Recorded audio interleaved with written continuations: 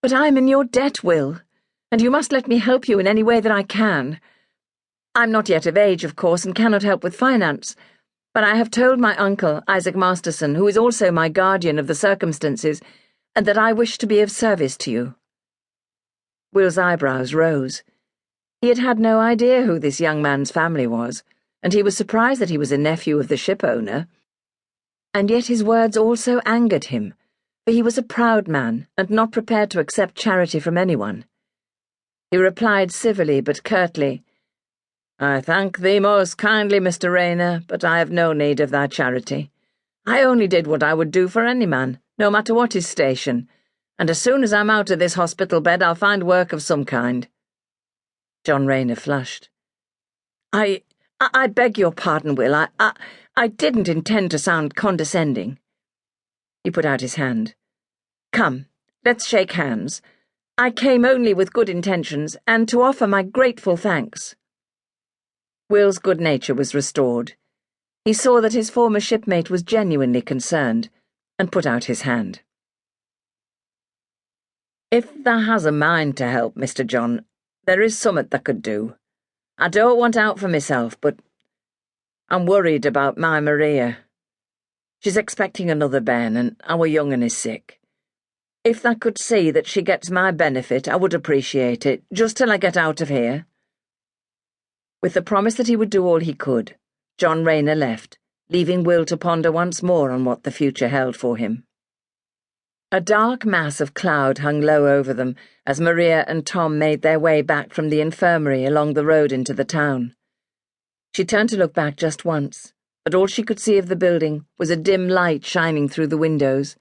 The rest of the building was shrouded by the sleeting rain which was coming down in torrents, drenching their thin clothes and making them cling coldly round their bodies. "Oh, Tom, I must stop and rest a bit, or I fear worst. I'm fair wore out." They were within sight of the town's perimeter, and could see the square tower of the new church of St. John, the wooden scaffolding still surrounding the unfinished building. "Oh, let's shelter in church, Ma," said Tom, his teeth chattering with cold. His cap pulled down around his ears, he took hold of her hand and hurried her towards the red brick walls. They sat on the stone floor beneath the raised arches, watching as the rain splashed and cascaded on the road outside, until Maria felt that she could continue. Still the rain persisted, and now she began to feel uneasy. She knew that if it did not abate, then at high tide the river might well break over the banks and flood the streets as it had done so often before, oozing thick mud and slime down the alleys and entries and into the houses. "We must get back, Tom. I'm bothered about our Alice," she said, picking herself up from the stone floor, her bones aching with cold.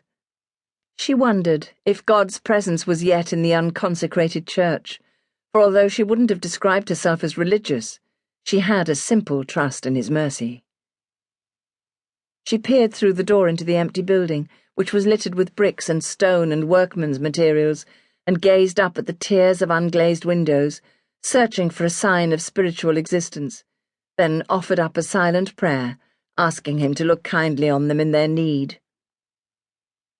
As they scurried through the entry, their heads bent against the wind which was now blowing hard, they felt the coldness of water around their ankles and slippery mud beneath the thin soles of their boots, which were now wet and useless against the weather.